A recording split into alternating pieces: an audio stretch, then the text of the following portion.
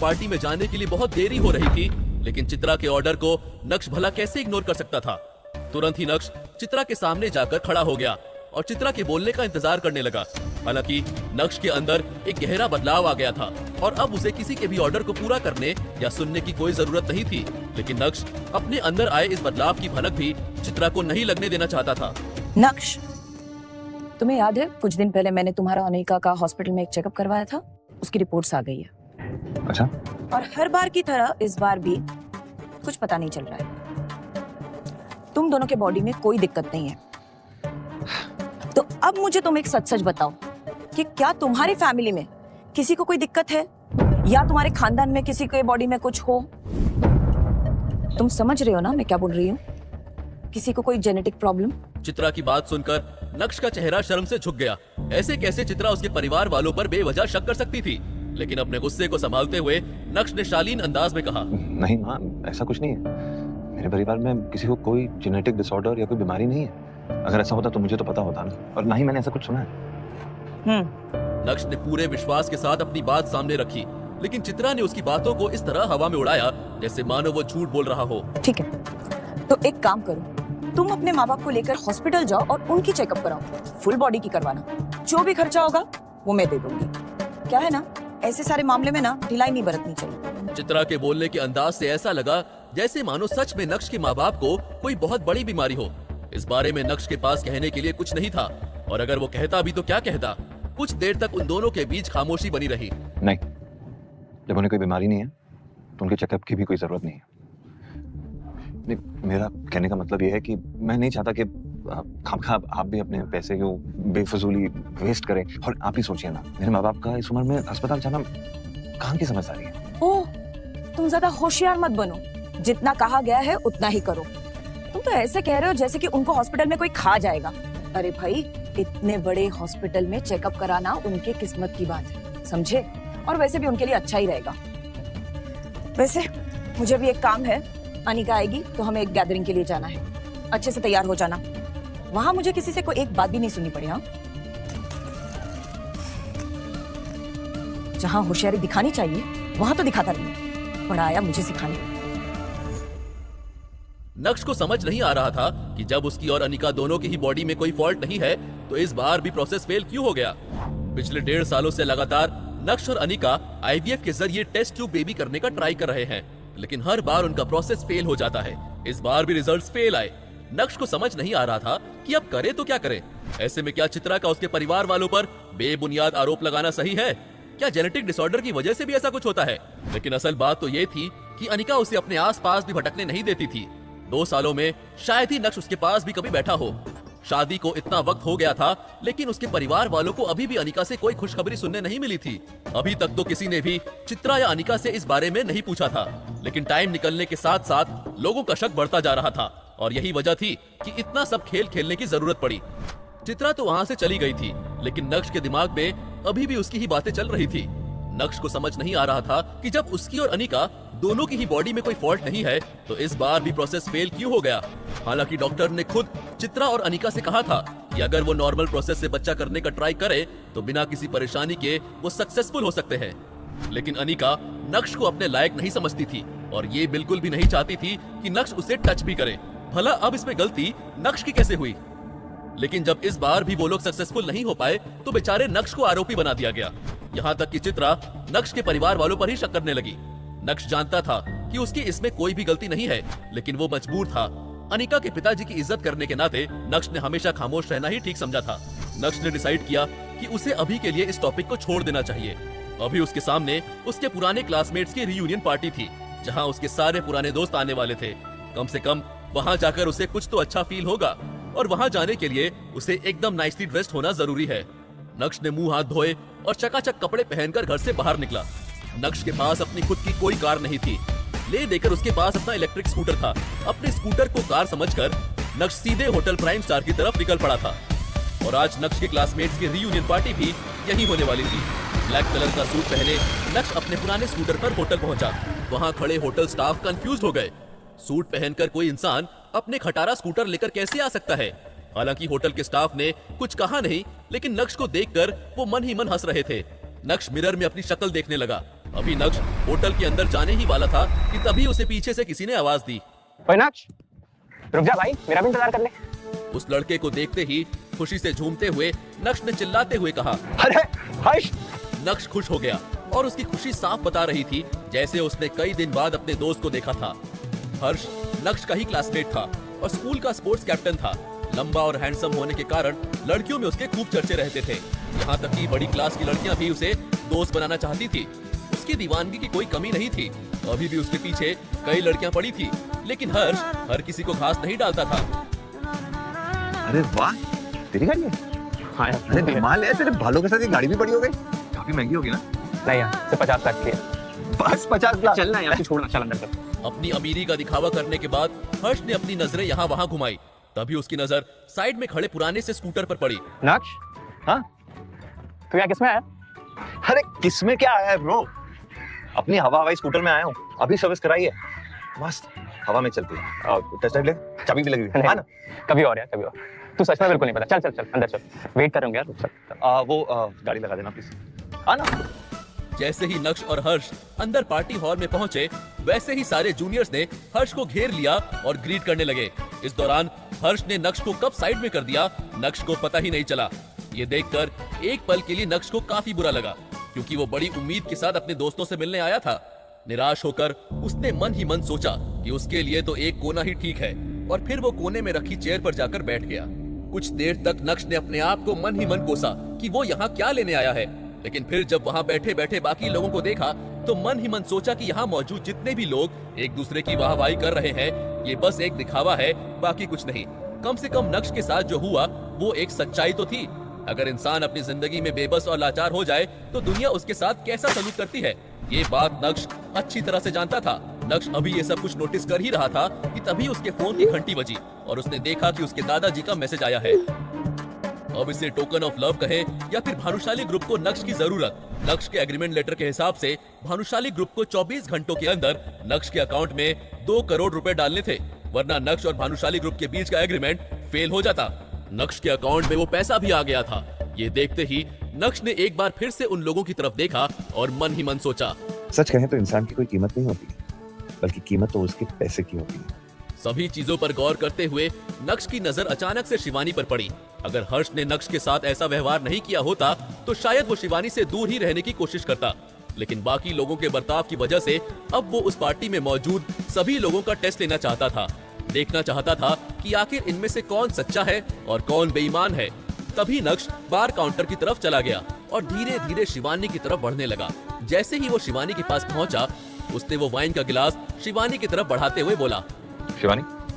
शिवानी ने नक्श की तरफ देखा कि तभी उसकी एक फ्रेंड ने उसके गले में हाथ डालते हुए कहा, हाय, हाउ आर यू? कैसी हो? हालचाल तो होते रहेंगे। अभी की लेटेस्ट न्यूज के बारे में पता है सबको? भाई साहब, हमारी शिवानी भानुशाली कंपनी के साथ कॉन्ट्रैक्ट साइन करने वाली है। और सबको ये तो पता ही होगा कि भानुशाली कंपनी यहाँ की सबसे बड़ी कंपनी है, और जैसे ही कॉन्ट्रैक्ट साइन करेगी हमारी शिवानी सुपरस्टार बन जाएगी। Thank you very much. Bhanushali group फिल्में भी प्रोड्यूस करते आए थे, न जाने कितनी हिट्स दे चुके थे। और अगर भानुशाली ग्रुप शिवानी को एज एन एक्टर मौका देने वाले हैं, तब तो इस बात पे कोई दो राय नहीं कि शिवानी का फ्यूचर बड़ा ही ब्राइट होगा। सब लोगों को पता था कि शिवानी जहां जाने वाली है वो कोई छोटा प्लेटफॉर्म नहीं है। ऊपर से शिवानी की खूबसूरती और उसका टैलेंट देखने के बाद उसका स्टार बनना तो तय था। भानुशाली कंपनी यहाँ की सबसे बड़ी कंपनी है, और जैसे ही कॉन्ट्रैक्ट साइन करेगी हमारी शिवानी सुपरस्टार बन जाएगी। Thank you very much. Shivani के भानुशाली ग्रुप के साथ कॉन्ट्रैक्ट साइन करने वाली खबर ने पूरे पार्टी हॉल में तहलका मचा दिया था। क्या बात कर रही हो? सच में शिवानी? यार अगर ऐसा है ना तो मुझे तुम अब भी ऑटोग्राफ दे दो। अब भी जाके बताऊंगा कि शिवानी द सुपरस्टार मेरी क्लासमेट रह चुकी है। भाई एक ऑटोग्राफ तो हमारा भी बनता है। Stop it, Harsh. I am really happy for you. Thank you so much. Yeah, sure. Let's go, guys. जहां एक तरफ सभी शिवानी से ऑटोग्राफ मांग रहे थे, वहीं पीछे खड़ा नक्श सोच रहा था कि जिस कंपनी के दम पर आज ये लोग इतनी खुशी मना रहे हैं, कल वही कंपनी मेरी होने वाली है। अगर आज शिवानी ने तेवर दिखाया तो आगे जाकर उसे भी कई सारी मुश्किलों का सामना करना पड़ सकता है। इस वक्त नक्श के लिए ना तो शिवानी बचपन का प्यार थी और ना ही एक अच्छी दोस्त। नक्श अपने दोस्तों के प्रति जिस भरोसे और विश्वास के साथ इस पार्टी में आया था, वो पूरी तरह से टूट चुका था। नक्श देखना चाहता था कि इतनी रिस्पेक्ट मिलने के बाद इंसान के पैर जमीन पर टिकते हैं या नहीं, और नक्श को शिवानी की हरकत देखकर जवाब मिल गया था, क्योंकि शिवानी पूरी तरह से हवा में उड़ रही थी, इस बात से अनजान कि जो शख्स अभी उसके पास में बैठा है वो भानुशाली ग्रुप का अगला सीईओ है। नक्श, क्या तुम ये चेयर वेकेट कर सकते हो? एक्चुअली मेरी फ्रेंड अभी पार्टी में आई है ना, और मुझे उससे बहुत सारी बातें करनी है। I hope you will understand. हाँ, तुम्हारी फ्रेंड यानी बेस्ट फ्रेंड, राइट? तुम्हारी बेंच पार्टनर प्रियंका। हाँ, वो पार्टी में आई, मगर वो तो ऑलरेडी वहां बैठी हुई है।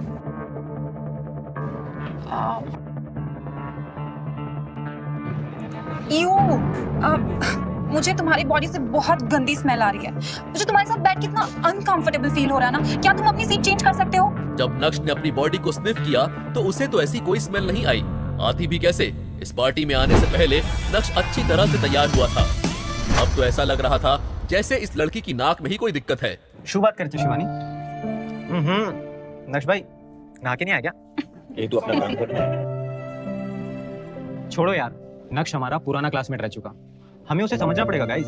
उसके कपड़ों को देखो, उसके कपड़ों का कलर भी फेड होता जा रहा है। इससे साफ पता चलता है कि नक्श बहुत मेहनत वाला काम करता है, और ऐसे में बॉडी से स्मेल नहीं आएगी तो क्या खुशबू आएगी?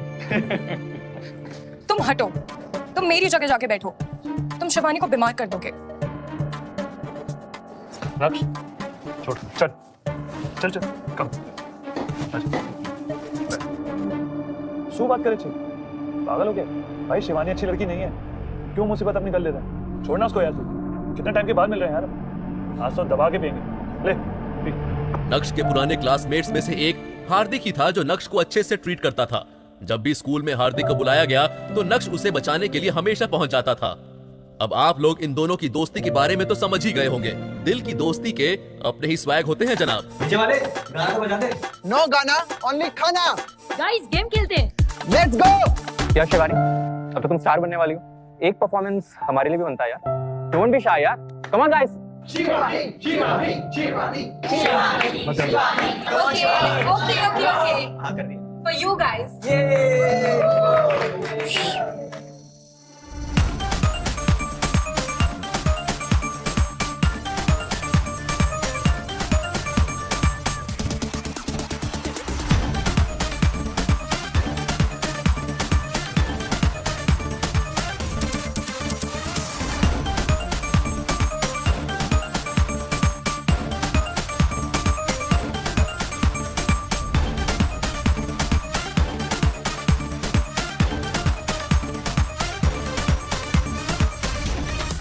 आधे से ज्यादा लोग शिवानी की चमकती आंखों की रोशनी में डूबने लगे थे। वो क्या मत लग रही है यार, बिलीव नहीं हो रहा, ये अपनी शिवानी है। इसमें कोई शक नहीं था कि शिवानी पहले के मुकाबले अब कुछ ज्यादा ही अट्रैक्टिव हो गई थी। क्योंकि आज की पार्टी में क्लास मॉनिटर और क्लास टीचर नहीं थी, इसलिए सबने डिसाइड किया कि कुछ दिन बाद वो लोग फिर से ऐसी ही एक रीयूनियन पार्टी अरेंज करेंगे। इसी के साथ पार्टी का अंत हुआ। जब शिवानी वहां से जाने लगी तो उसके बहुत सारे क्लासमेट्स जो बड़ी बड़ी गाड़ियों में आए थे, उन्होंने घर छोड़ने के लिए शिवानी को अप्रोच किया, लेकिन शिवानी ने ये कहकर सबका दिल तोड़ दिया कि उसके पास ऑलरेडी एक कार है और उसका ड्राइवर कब से उसका इंतजार कर रहा है। ये लोग शिवानी को अपनी देसी एसयूवी में बिठाना चाहते थे, लेकिन यहाँ तो शिवानी के पास इम्पोर्टेड गाड़ी निकली। उदास चेहरे ये देखकर अब और भी ज्यादा मायूस हो गए थे। मैंने सुना यार, ये शिवानी कितनी खूबसूरत लग रही है मेरे भाई। कितना अच्छा होता कि अगर इतनी खूबसूरत लड़की मेरी गर्लफ्रेंड होती। सोच, अगर इस लड़की के साथ मुझे एक वक्त बिताने के लिए, तो भाई मैं तो गंगा नहाऊंगा। लेकिन मैंने तो सुना है कि गंगा नहाने से पाप दूर होते हैं। अरे तो भाई क्या हुआ, इसी बहाने पाप ही धुल जाएंगे मेरे भाई। तुम नहीं सोचते हो। एक सेकंड। ओह गॉड, ये कौन से जमाने में जी रहा है? ये अपने जमाने में ही जी रहा है, गरीबी के जमाने में। यहाँ पर सब लोग कटा हुआ सेब वाला फोन लेकर घूम रहे हैं, और ये अभी तक चाइना वाला सबसे पुराना मॉडल यूज कर रहा है। छोड़ो, जाने दो, सबके नसीब में कहाँ होता है ये सब। हेलो, तुमने कपड़े खरीदे? हाँ वो तुम्हें पैसे दिए थे ना यार। तुम्हें पता है हम फैमिली गैदरिंग में जा रहे हैं। Please don't embarrass me anymore. अब जल्दी जाओ, कपड़े खरीदो और घर आओ फास्ट। अनिका के कॉल के बाद नक्श को एहसास हुआ कि उसने अभी तक नए कपड़े ही नहीं लिए हैं। ओ माय गॉड, नक्श अपने खटारा स्कूटर के साथ ही पार्टी में आ गया।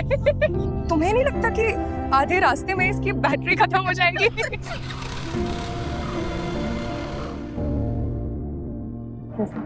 Like what? You have to call Mr. Agarwal. Hello ma'am, ये हमारे बॉस की तरफ से छोटा सा तोहफा आपके लिए। आप कौन? मैम हमारे बॉस ने भेजा ये।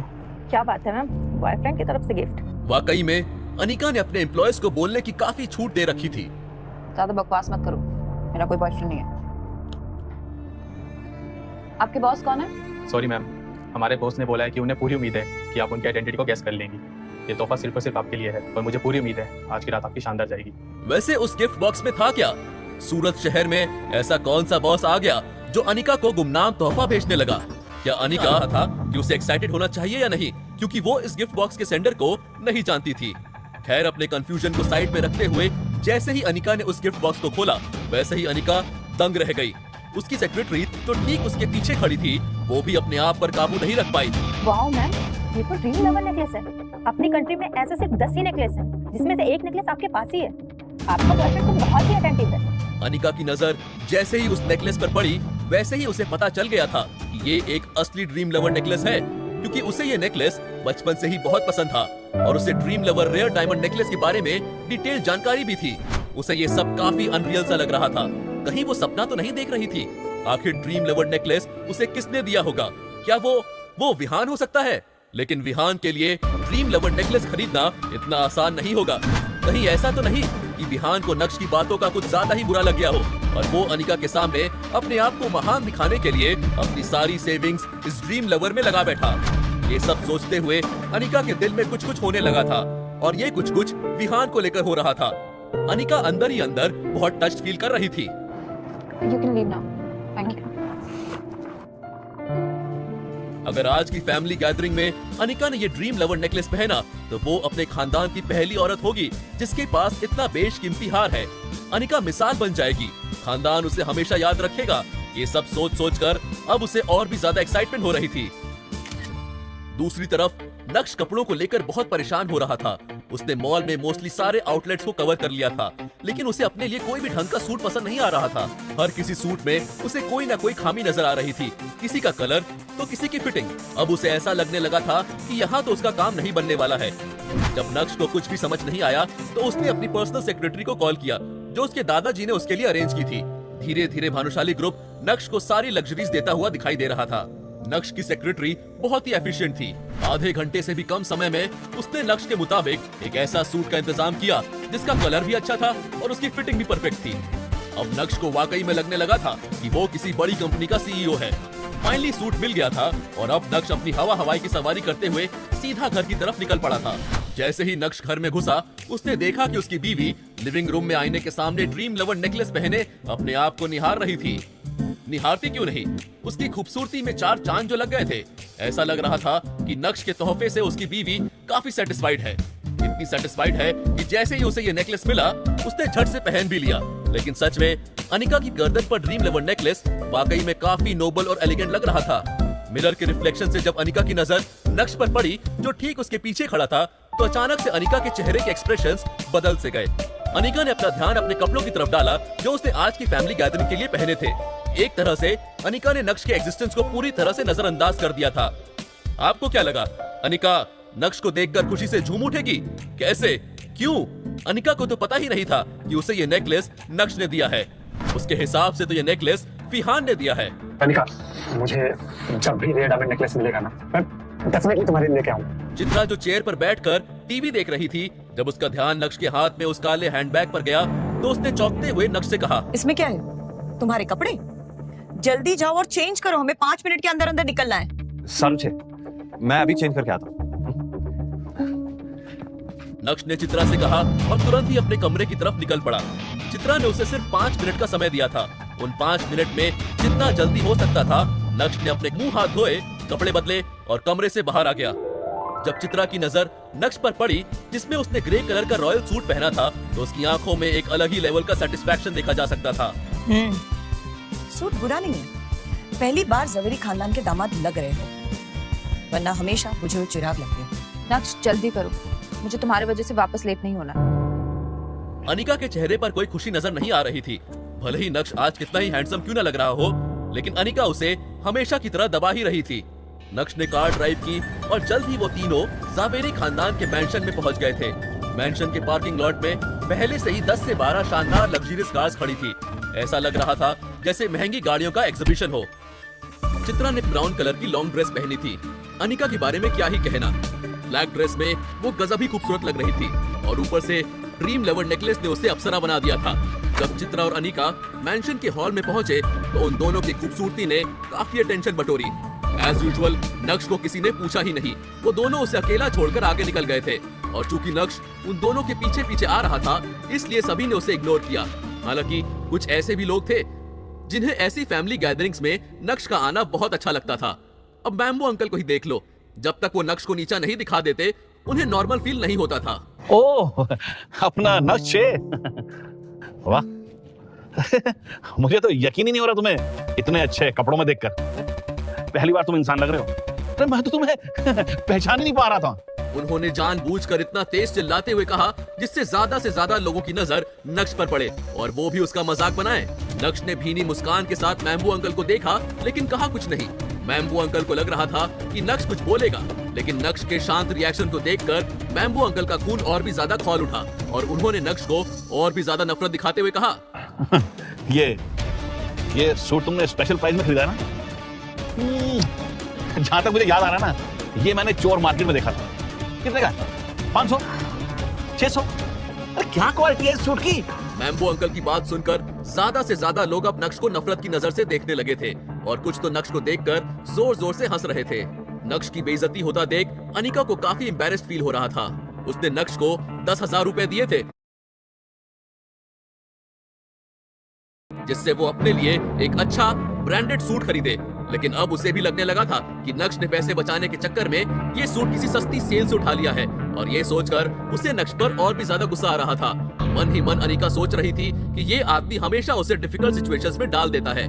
वो क्या है ना uncle, Mambu uncle, sorry to disappoint you, लेकिन इस सूट के लिए मैंने एक भी पैसा खर्च नहीं किया। नक्श की बात सुनकर मैम्बू अंकल को ऐसा लगा जैसे उन्होंने कोई बहुत बड़ा जोक सुन लिया हो। अच्छा, तो तुमने इस सूट के पैसे ही नहीं दिए? अच्छा है, हो सकता है कि दुकान के मालिक को तुम्हारी सूरत देखकर तुम पर तरस आ गया होगा और तुम्हारी गरीबी में तुम्हारी ये मदद कर दी होगी। क्यों? क्यों भाई?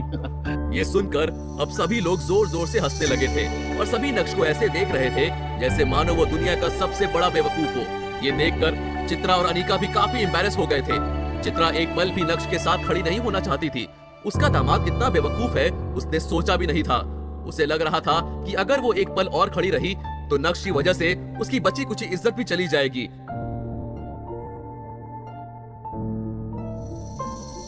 अगर बात करने का सही तरीका तुम्हें नहीं आता है ना तो बात मत कर, शांति से जाके किसी कोने में बैठ जाओ।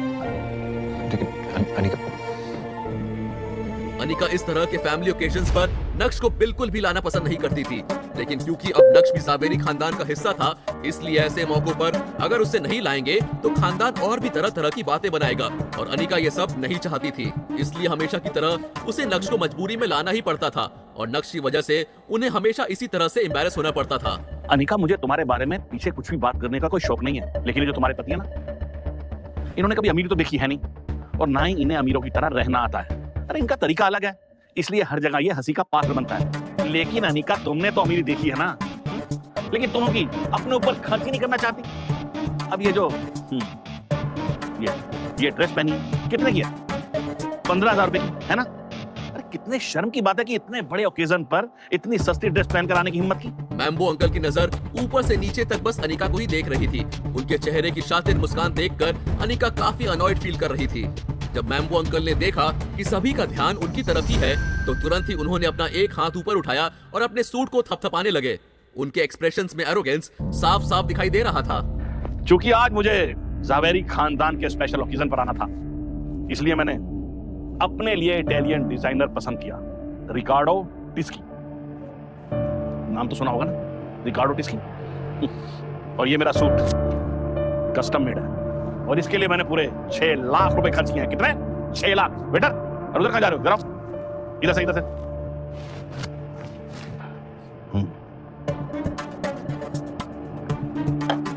किसके लिए 6 लाख खर्च किए?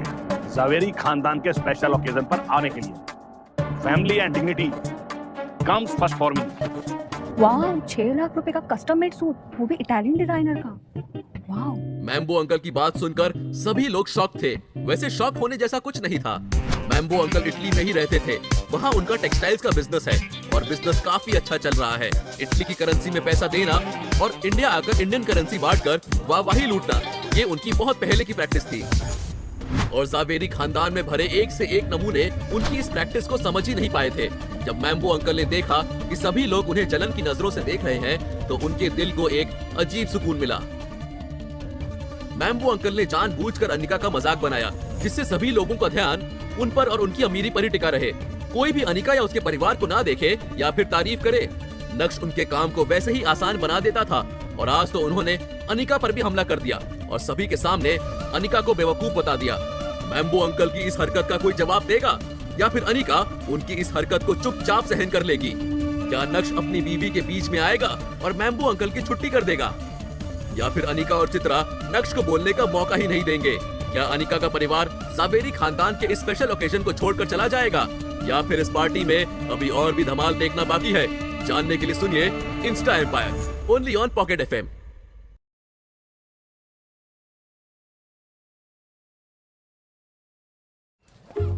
સ્કૂલ પાઈ રેડી 1942 ભારત છાડો આંદોલનો 1947 ଭାରତର ସ୍ୱାଧୀନତା ତୁ କୋଉଠୁ ପଢୁଛୁ? ଏଇଠୁ ସବୁଦିନ ହର୍ଲିକ୍ସ ସବୁବେଳେ ରେଡି, କାରଣ ହର୍ଲିକ୍ସ ପ୍ରମାଣିତ ଅଟେ କନସେନ୍ଟ୍ରେସନ ବଢାଇବା ପାଇଁ, ଯାହା ଦ୍ୱାରା ଛୁଆମାନେ ହେବେ ଶାବ। ये हाथ कैसे लगाया तूने? पता नहीं कितने लाख का सूट है ये। 6 लाख रुपए। मेरे हाथ लगाने से इनका जो 6 लाख का सूट है वो खराब हो जाएगा। इसलिए मेरी अनिका ना कभी ऐसी कोई चीज पहनती ही नहीं जो हाथ लगा के खराब हो जाए। जावेरी खानदान में मैम्बो अंकल सबसे अमीर इंसान थे। अमीरी में और बातों में उनसे कोई भी नहीं जीत सकता था। यही वजह थी कि जब मैम्बो अंकल ने अनिका पर निशाना साधा तो उसे चुपचाप सुन लेना पड़ा। लेकिन जब अनिका की नजर नक्श पर पड़ी, जो अभी भी मुस्कुरा रहा था, तो अनिका का दिल भर आया। जब नक्श ने नोटिस किया कि अनिका की नजर उस पर है, तो तुरंत ही नक्श ने अनिका की ओर देखा और उसके चेहरे की मुस्कान और भी ज्यादा ब्राइट हो गई। ये देखकर अनिका को और भी ज्यादा गुस्सा आ गया और उसने तुरंत ही अपना मुंह फेर लिया और अंदर ही अंदर अपने आप को कोसने लगी। वैसे ही नक्श और अनिका के बीच में बहुत डिफरेंसेस थे और आज मैम्बो अंकल ने आग में घी डालने का काम किया। उनके चेहरे पर शातिर मुस्कान नाच रही थी, जिसे नक्श ने नोटिस कर लिया था।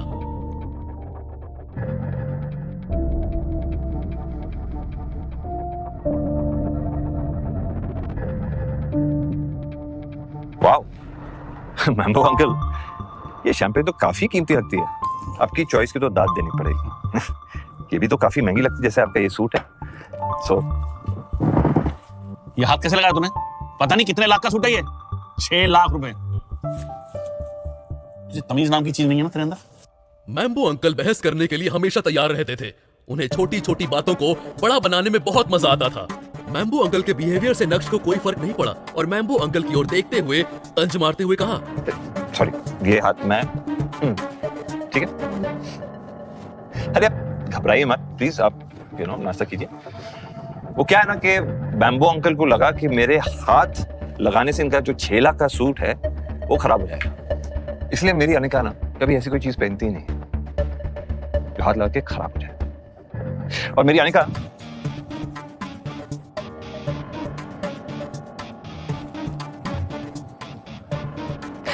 इसलिए मेरी खूबसूरत बीवी को खूबसूरत चीजें पसंद है। वो सिर्फ ज्वेलरी पहनती है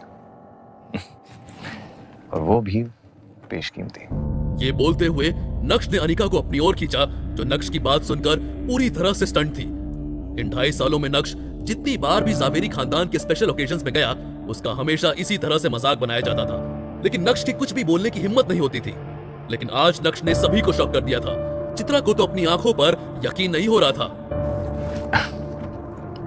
ये कीमती नेकलेस देख रहे हैं आप? इसे ड्रीम लवर नेकलेस कहा जाता है।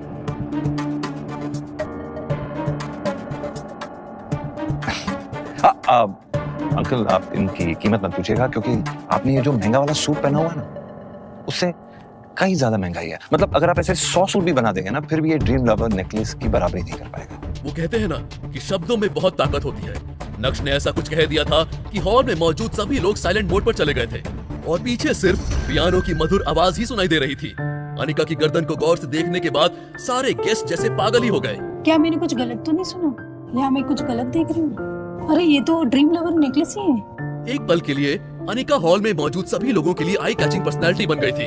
सभी की नजरें उसी पर टिकी हुई थी और ये देखकर उसे बहुत अच्छा लग रहा था। वो काफी सेटिस्फाइड फील कर रही थी और करेगी भी क्यों नहीं। एक औरत क्या चाहती है? यही कि सब उसकी तारीफ करें और अनिका के साथ यही तो हो रहा था। कुछ समय पहले अनिका को नीचा दिखाया गया था और अब देखिए अनिका टॉप पर पहुंच गई थी। उसी समय अनिका ने अपना ध्यान नक्श पर लगाया जो ठीक उसके बाजू में खड़ा था। चित्रा के साथ साथ अब अनिका को भी यकीन हो गया था कि नक्श बदल गया है। खैर ये समय नक्श के अंदर आ रहे चेंजेस जानने का नहीं बल्कि अपनी और ज्यादा वाहवाही लूटने का था। इसलिए अनिका बार बार अपना हाथ ड्रीम लवर पर लगाते हुए सभी को दिखाने और साथ ही साथ जलाने की कोशिश कर रही थी। तुम सब लोगों को बेवकूफ बना रहे हो। अरे कैसा ड्रीम लवर? तुम लोगों के पास इतने पैसे कहां से आ गए कि तुम ड्रीम लवर खरीद सको? मुझे ये पक्का यकीन है कि अनिका ने नकली ड्रीम लवर नेकलेस पहना हुआ है। हालांकि उन्हें पता था कि वो असली ड्रीम लवर ही है, लेकिन इस समय वो अपनी बात को सामने रखते हुए उसे फेक बताने की कोशिश कर रहे थे। उन्हें लग रहा था कि लोग उनकी बात पर यकीन करेंगे और ये बात आगे तक जाएगी। वैसे भी उन्हें इस तरह की बहस करने में मजा ही मजा मिलता था। जब नक्श ने ये सुना तो उसके चेहरे के एक्सप्रेशंस पूरी तरह से बदल गए थे।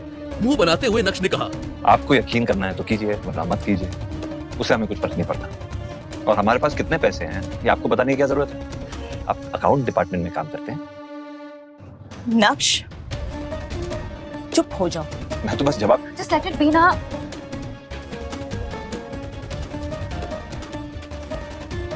भाई साहब, नक्श आपसे बहुत छोटा है।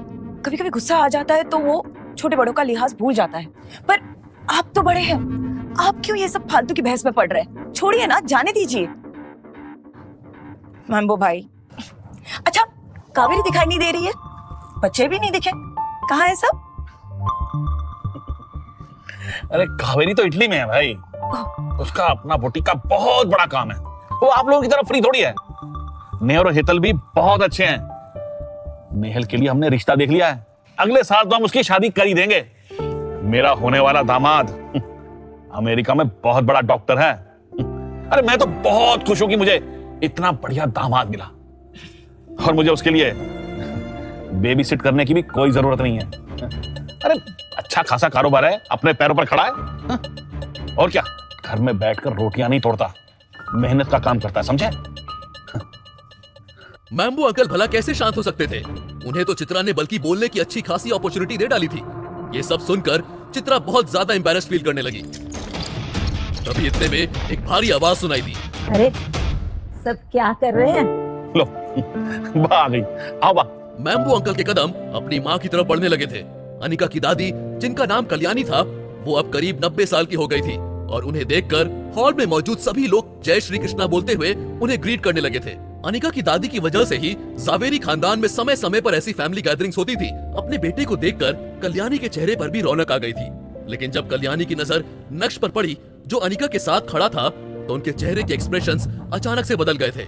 नक्श बहुत अच्छे से जानता था कि कल्याणी उसे पसंद नहीं करती है। नक्श को भी उनसे कुछ फर्क नहीं पड़ता था। ये सब नक्श के लिए रोज का था। इन 2.5 सालों में कल्याणी का ऐसा चेहरा देखने की अब आदत सी हो गई थी। ठीक है, अब सभी से मेल मिलाप हो गया तो खाने को भोग लगाया जाए। जी। कल्याणी के आदेश पर सारे पकवानों का भगवान कृष्णा को भोग लगाया गया और उसके बाद सभी लोग डाइनिंग टेबल की तरफ बढ़े। क्योंकि मैम्बो अंकल कल्याणी के फेवरेट थे, इसलिए वो हमेशा कल्याणी के पास वाली चेयर पर ही बैठते थे और दोनों माँ बेटे परिवार की चुगली करने का काम करते थे। अनिका के पापा की डेथ के बाद से कल्याणी ने चित्रा और अनिका को एक तरीके से अलग ही कर दिया था, लेकिन लोगों के सामने दिखावा करने के लिए वो उन्हें हमेशा इन फैमिली गैदरिंग्स में बुलाती थी। जब सभी लोग डाइनिंग टेबल पर बैठ गए तो कल्याणी ने कहा, मैं आप सभी का यहाँ आने के लिए बहुत बहुत शुक्रिया करना चाहती हूँ। मैं इसी तरह पूरे परिवार को एक साथ जोड़ना चाहती हूँ।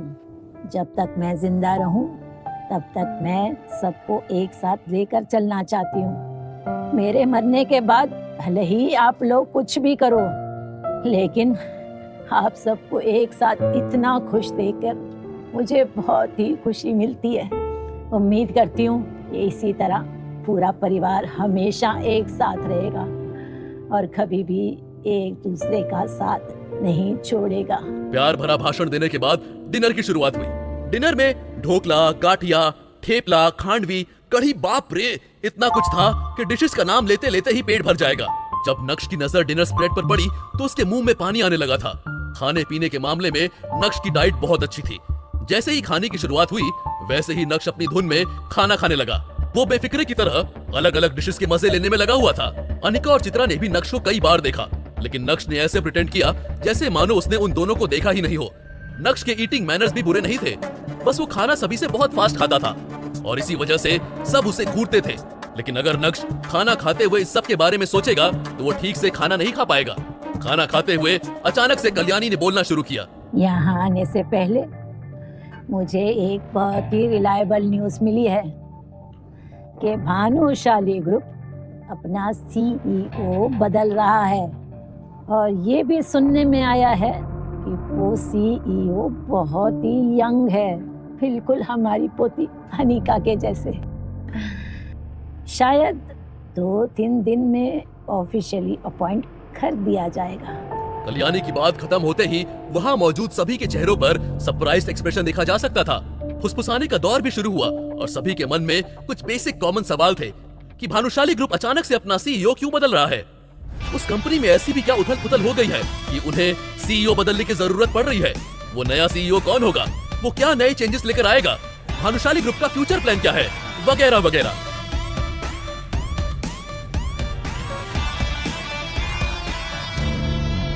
हालांकि सभी लोगों को पता था कि ये उनके लिए एक अच्छी अपॉर्चुनिटी साबित होने जा रही है। ज़ावेरी खानदान भी बिजनेस के मामले में सूरत के अंदर कम पॉपुलर नहीं था और उनके साथ कई छोटी बड़ी कंपनीज भी काम करती थी। लेकिन अब उन्हें भानुशाली ग्रुप के साथ मिलकर काम करना था, क्योंकि भानुशाली ग्रुप मार्केट में बहुत स्ट्रॉन्ग था और कुछ कुछ कंपनीज होती है ना जिनका नाम सुनकर ही काम हो जाता है। भानुशाली ग्रुप उनमें से था और यही वजह थी कि ज़ावेरी खानदान उनके साथ में अग्रीमेंट साइन करना चाहता था। यकीन मानिए, अगर ये अग्रीमेंट साइन होता है तो इससे ज़ावेरी खानदान को बहुत फायदा होगा।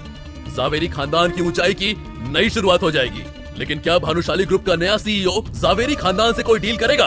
क्या नक्श ज़ावेरी खानदान की हरकतों को भूल जाएगा? क्या नक्श अपनी बीवी अनिका के लिए ज़ावेरी खानदान से डील करेगा? तब क्या होगा जब ज़ावेरी खानदान को पता चलेगा कि भानुशाली ग्रुप का नया सीईओ नक्श है? अनिका और चित्रा की तरफ से कैसा रिएक्शन आएगा? मैम्बो अंकल का क्या? वो तो नक्श को फ्री की रोटी चबाने वाला समझ रहे हैं, तो नक्श उनसे कैसे निपटेगा? जानने के लिए सुनिए इंस्टा एम्पायर।